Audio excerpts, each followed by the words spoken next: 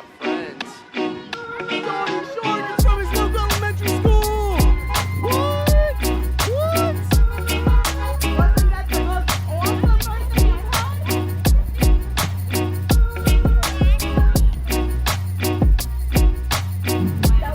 Oh, you're so goofy.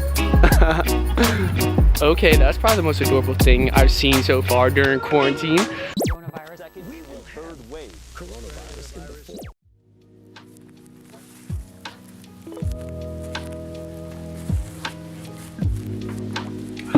Okay. Today's going to be an amazing day. This morning, I was on Twitter, and after scrolling on my newsfeed for a couple of minutes, I came across a video Russell Wilson made. And so what we've decided to do is partner up with our local food bank in Seattle, Seattle Food Lifeline, and we're going to donate 1 million meals to hopefully make a difference. In the video, Russell and his wife Sierra were explaining that they were donating 1 million meals to a local Seattle food bank. How freaking sick is that? Hearing what Russell and his wife Sierra did really inspired me to take some initiative and reach out to a local homeless shelter. After a chain of emails with the manager of the homeless shelter, I promised I'd make them a dish I've been really amped to cook lately. What's the dish? It's a pesto rigatoni bake. I can't put that in. Oh my god. That was my best attempt of an Italian accent, so I've been watching The Sopranos a lot lately. I know it's nothing comparable to the 1 million meals the Wilsons promised, but I'm sure any little bit helps. I'm aiming to feed about 20 individuals. Figured the casserole was easy to serve for large groups as well. Plus, who doesn't love Italian food, am I right? So let's get on with this banger cooking montage, you feel me?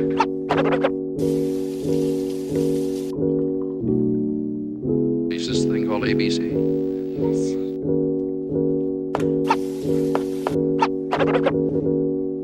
True Craig, yo.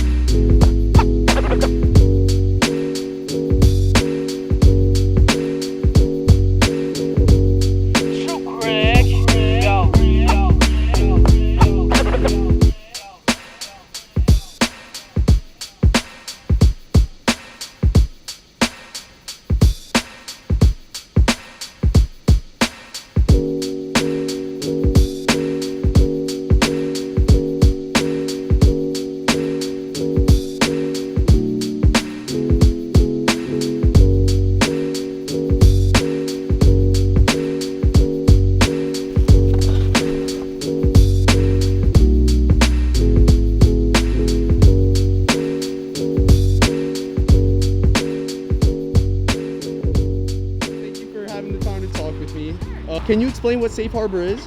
Yeah, so we are a adult homeless shelter. We serve homeless adult men and women in the Lehigh Valley area. We are a program-based shelter, so while the residents are here, they have a case manager. They go to classes and groups to help build life skills, and we try to transition them into living with a supportive network in place as well. What do shelters like Safe Harbor in need of the most right now during these troubling times? So one of the things that we're definitely in need of that the community has been really great about supporting us with has been food. As you can see, there's kind of like the outline of a tent behind me. That used to have a cover, but it got really windy.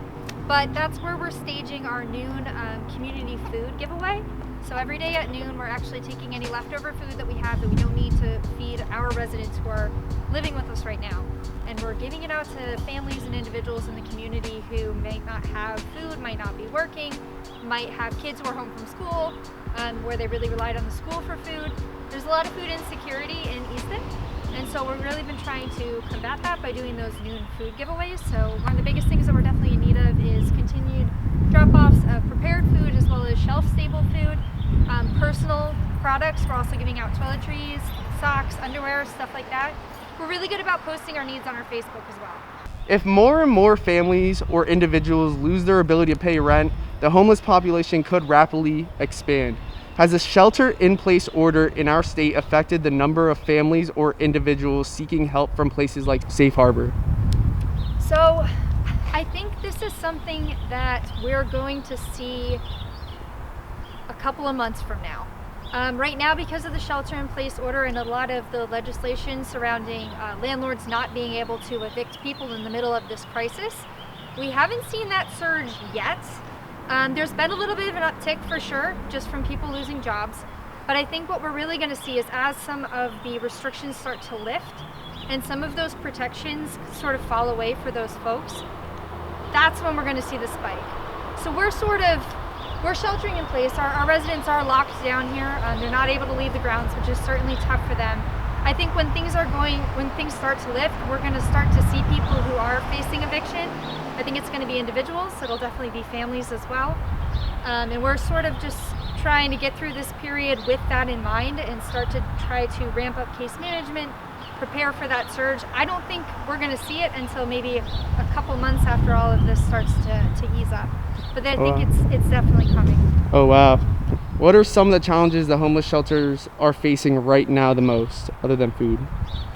So I think our biggest challenge in all of this, we have a really great team and we really love to help people. And so I think the biggest struggle for us has been one of two things. The first is our folks who are here, making sure that they're in a good place. Obviously it's tough to be locked down, so keeping them entertained, keeping them busy, keeping structure in place, keeping morale up, making sure that they're still able to see their doctors and their therapists and their psych doctors, either over the phone or through video chat, and that all of their medications that they need stay stable.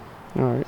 And then I think the other big struggle has been how to continue to bring people into the shelter, like new intakes, while still keeping the population that we have living here safe. And that's been our biggest struggle. Yeah, that could be a challenge. Yeah, first 3 or 4 weeks, we actually weren't able to take in any new intakes, but we actually just last week were able to bring in our first new intake, and they are actually up in quarantine right now, and we're going to start bringing probably 1 or 2 people in at a time through a 14-day quarantine to start to get new intakes into the shelter and fill some of our beds. All right.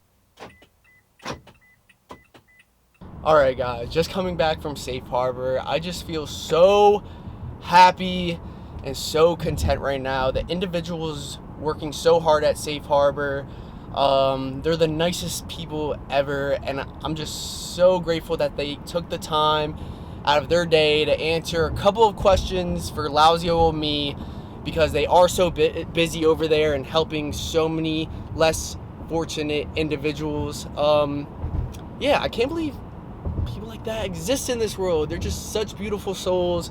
And I came to the realization that I need to stop wasting my time on just other activities and put forth more energy on doing more meaningful things with my life, like helping more. I'm definitely gonna start working with Safe Harbor and seeing what I could do, doing my part.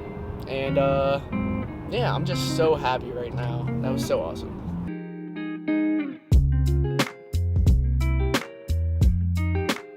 Alright guys, it's a beautiful Saturday, high 68 degrees, and it's incredible out. We've been having really bad weather lately, but today's a perfect day to go outside.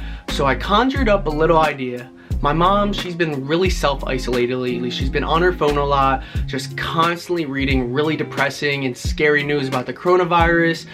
We are pretty close to New York City, which is the epicenter of the virus, and it's been really freaking her out and stressing her out a lot. been really taking a toll on her physically and mentally. I've noticed it because honestly, if she does contract the coronavirus, it could be pretty serious for her. But I want to get her out the house today. So I came up with a little plan. I partnered with my friends Galen and Hannah. That's awesome. Cool, man. I'm totally down to help you out with it. Yeah, bro. Yeah, I'm excited. And we're just gonna serenade her with some beautiful music outside. She doesn't know this. What I told her is we're going on a little hike on this local trail alongside a canal, and that's all she knows. But in reality, I'm surprising her with a little serenation of beautiful music, and I think it'll really brighten her day up. So I really hope she enjoys this and she doesn't get mad at me, because she needs some human interaction a bit. Don't worry, we're taking all precautions. We're gonna be at least 15 feet away from Galen and Hannah and his grandparents, because we're going to their property. So yeah, it should be fun. It should be really fun. All right, Mom, ready for a hike? Yes, I'm ready. All right, let's get this show on the road. Absolutely. Been inside for a long time. Yep. How come he says no outlet? I don't know. That's so... It's a dead end. No, that's so weird. It's a you're going inside a private house. No way, Mom. Yes, you are. What are you talking about? You going inside a private house. What are you talking about? This is what I'm talking about. Mom, this is a little surprise for you. A little jam sesh. It's a little my friends. I set it up. We could just stay near the car and you just jam out for a second. Yeah. What's up, guys? Bro, it's so funny. I had Shine playing in the radio. She's like, oh, I like this song. I was like, you're in for a treat. You're the man, bro. What's up? All right. Eagle out there. I love this view. No way. It's not for him, your love for the world.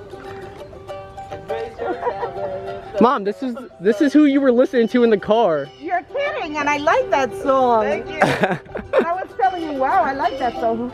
Yeah, he's a singer-songwriter of a local band. He sounds more like my time of my time. Yeah, she's sick of the hip-hop and the baby I'm playing. Yeah. Morning when I see the first light of day, it's gonna shine on me again. I'll put the blanket down, bring me closer to the sound where you'll remember me as I am. 'Cause another day will come, and when it does, I'm gonna